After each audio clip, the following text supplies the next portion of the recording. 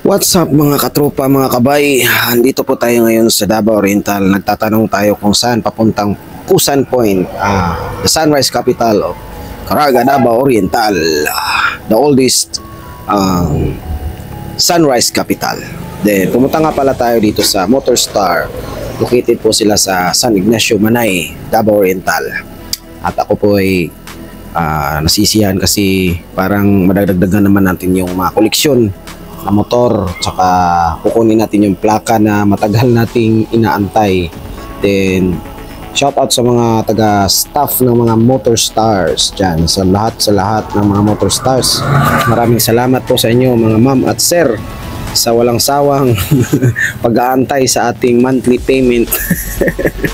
Baka naman Motor Star, ayan po. So ayan po yan, kung gusto nyo pong kumuha ng motor na kalidad at matibay, I recommend po sa inyo lahat mga kabay at mga katropa, subukan nyo po yung Motor Star, lalo ngayon yung Cafe Racer nila na Scrambler. Then pumunta na tayo sa malapit na lugar ng Manay, Davao Oriental. Ito po yung Tigbawan or Don Leon Balante. So, may spring kung ano dyan, malamig or natural mineral water.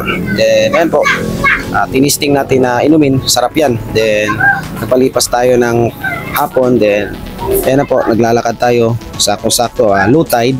Tiningnan natin yung kung ano yung ginagawa ng mga kababayan natin dito na yung nangunguha sila ng sea urchin or swaki. Ayan po, sarap po yan, sarap na sarap yan pag may suka kayo na sinamak or yung vinegar na sakalam nyo sa inyong bahay. Then ito po si ate, tiningnan ko, tinanong ko kung marami ba siyang nakuhang swaki or sea urchin.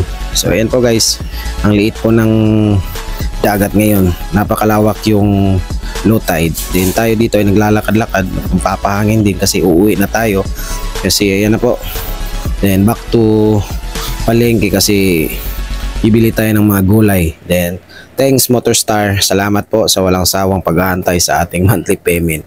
Then shout out sa lahat, mabuhay Pilipinas.